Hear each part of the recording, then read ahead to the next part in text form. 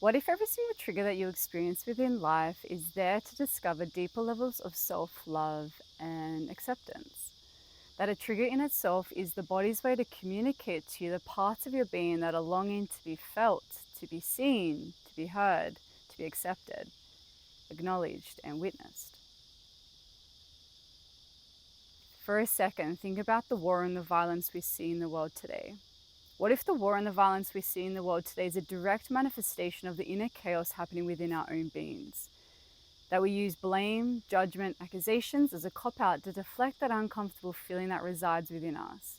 Because it feels so uncomfortable to sit in that space of pain and discomfort, we project by placing that onto anything outside of ourselves. You can see it as like World War III is already happening. It's happening within us. We're just so unconscious of it. What if having then a level of emotional intelligence can help move through triggers from a level of taking a responsibility and accountability rather than from a place of war and violence? What actually is emotional intelligence? Emotional intelligence is being responsible for the emotions that live within you. Any emotional turmoil that lives within you is your responsibility to move through, to be alchemized, to be processed, to be felt, to be transmuted into something different. How can then we start to build emotional intelligence through the body? From a personal experience, when I notice I'm in a trigger, it is nothing but pleasant. It feels so uncomfortable, it feels raw, it feels messy. The lower mind will always want to validate this felt sense experience by attaching itself to a story. So the mind will come up with any story under the sun to validate why it feels a certain way.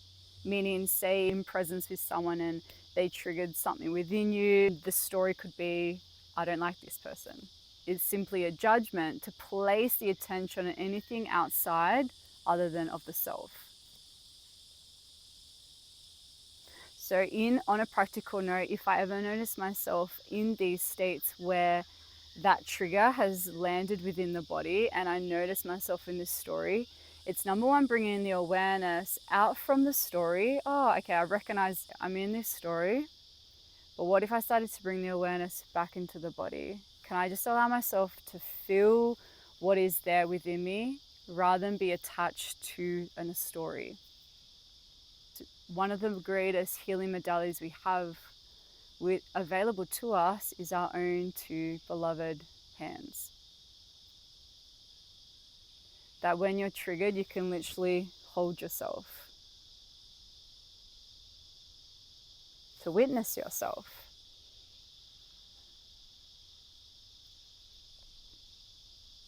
Think of, like, say, a young child in emotional distress and they're crying upset about something.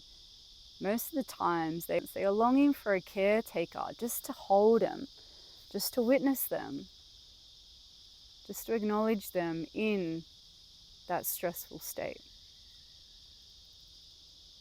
They're not longing for advice, to be fixed, for it to be changed, but to be held.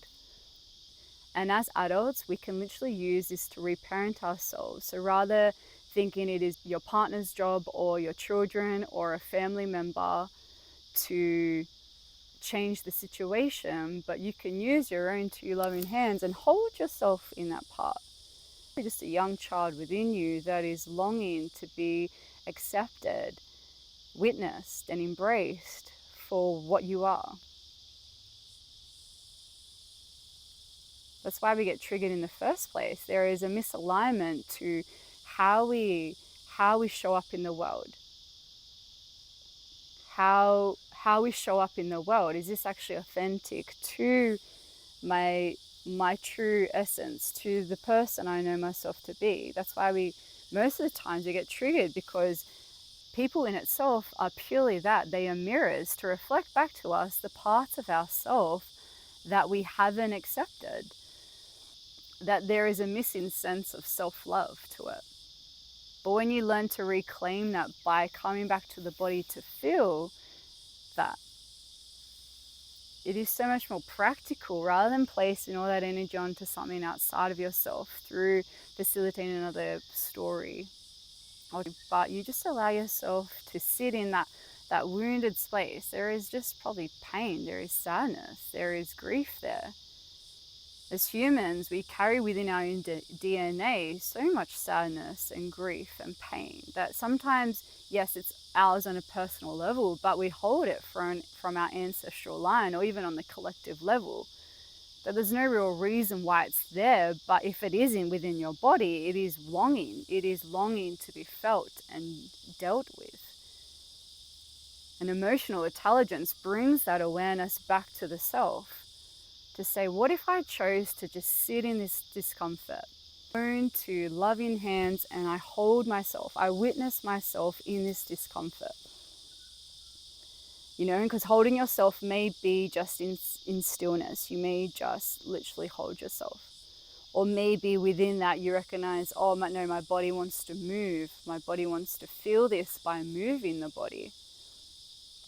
You know, when you bring the awareness within, you're coming back to, again, the intelligence of your body that knows what it needs in that moment to move through the situation that you're currently facing.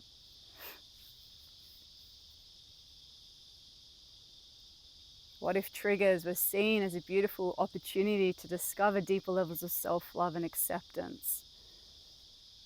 That the body is communicating to you the parts of your being that are longing to be seen, to be heard, to be felt, to be accepted, acknowledged, and witnessed. Nothing lives outside of you. So if you have been provoked through another, it has nothing to do with the other person. It's not personal. There is a part of you that is longing to be recognized and accepted for what it is. Triggers then can be reframed as literally gold. That when a trigger comes, it's literally gold waiting to be recognized. The trigger in itself probably feels like crap. But when it's recognized into what it actually is, it can turn into gold. But you have to have the willingness to bring that awareness that is constantly outside of yourself back within. Come back to the body.